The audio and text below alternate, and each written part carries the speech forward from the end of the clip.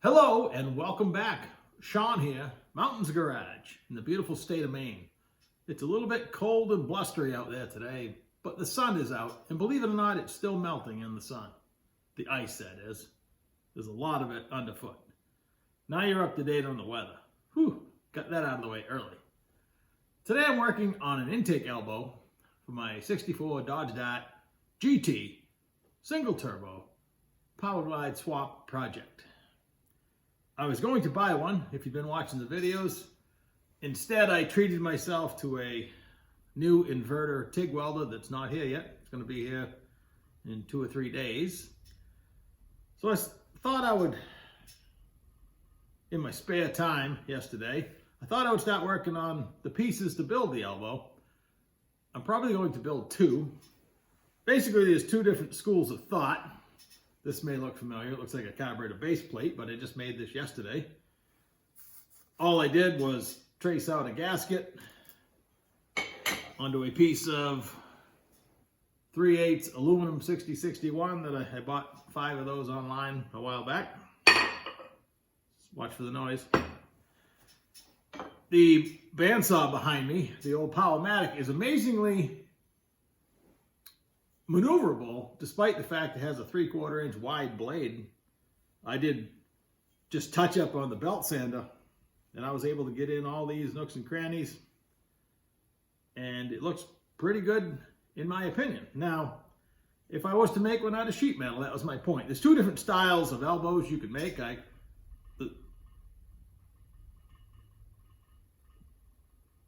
think we just had an earthquake. That was interesting. I have to watch the news to see if that was real, but the whole building just shook. Anyway, the sheet metal style, you would have, flat pieces that would basically build a curved snorkel. It's going to look like a heating vent. In my case, I have this 3.5 inch cast aluminum elbow. Now, with my struggles in aluminum welding, I'm setting myself up for a really difficult weld potentially. 3/8 plate is going to take quite a bit of amperage. This is probably half its thickness, and it's a casting, probably an imported casting. So when I go to weld these 2 together, I might be in trouble. But anyway, this would be the other style, come up with some kind of elbow. And for the throttle body piece, I have this 4-bolt to 3-bolt adapter. This is so you can bolt a 4-bolt throttle body on a 3-bolt truck style intake, if you will. I could have used this, but it was too big. It was close, but introducing a gap into an already difficult weld didn't seem smart. So I just continued. I traced this out onto another piece of 3/8 plate. And I'm going to bore both of them 3.5. Now my exit out of my turbo was 3.5. My intercooler is only 3 inch, so the piping in between it reduces off the turbo to 3 inch. Gonna go through the intercooler all the way up to the throttle body, where it'll flare back out to 3.5 to go over the throttle body. So that's what I got. That's what we're gonna run with. I went ahead and traced it out and made this. I still need to tap the holes. This hole for the throttle body, which I don't have, but the blades are bigger than 3.5 inch. So my thought process is I'm going to bore this one 3.5. That should be a nice tight fit here. I'm going to bore this one 3.5, and the actual adapter is tapered to clear the throttle blade. So I'm going to bore this 3.5, and then it should leave this line, and I'll just be able to grind a taper up until that. So to make the 3.5 inch hole, I looked through my selection of hole saws, and all I had was a 3 1/4. That would have required a lot of grinding. I was going to try to do this without spending any more money, but a 3.5 inch hole saw would be the most efficient method to make the hole. I have a mill right here. I'm going to use that to drill the hole. I could have also used it to make the entire hole. Be it, I could use my rotary table, I could use a boring bar, I could just use an end mill. I got lazy and decided I was on the road this morning anyway, just stop into my local hardware store, whose prices are usually really decent. Walked up to the massive display of Diablo, I think was the brand of red hole saws, and the only one missing was the 3.5. So I continued on my journey. I had to run a few errands and I ended up at the big box store and bought this piece of junk, the Lennox. We'll see if it works out. It was more money, but it did come with the arbor. I believe the RPM I want is 150. My normal drill press only goes down to 300. So I'm going to use the big mill and bore the hole. And that brings us up to speed. Now we just have to bore it out and see what it looks like.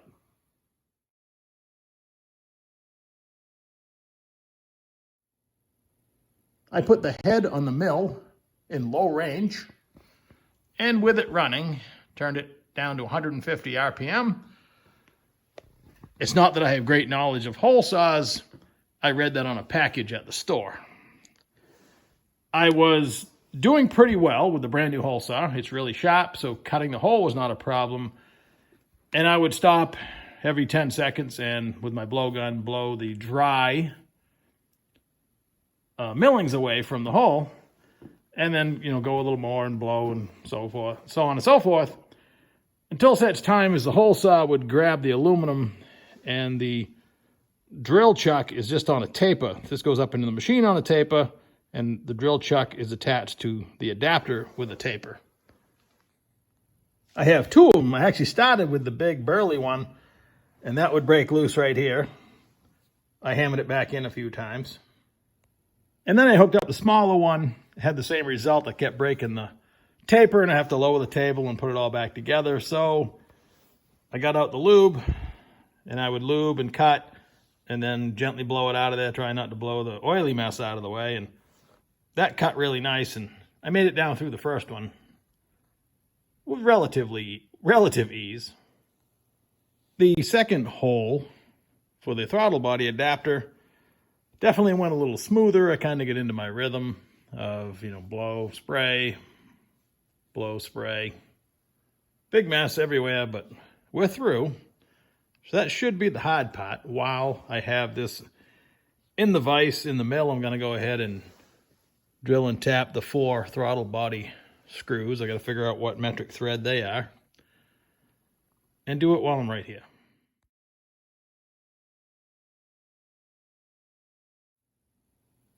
Well, that's the basic concept.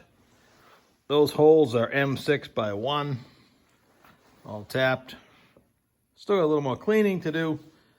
My new welder will be here tomorrow, I hope, according to his tracking. So I got a few more projects to do today, but I hope this piece of casting welds well. We'll find out.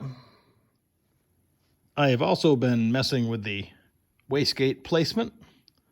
I've settled for this. It's close enough to the Y connector that it should evacuate efficiently, and it hooks into the downpipe. I'm waiting for a 1 3/4 flexible bellows to go in that small connector pipe. And then I'll install this right here.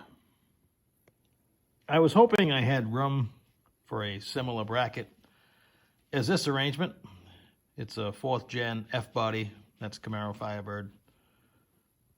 On the Model A, other than I need to notch the frame a little bit, it works out pretty good. I have an almost new truck alternator that I had in the shed.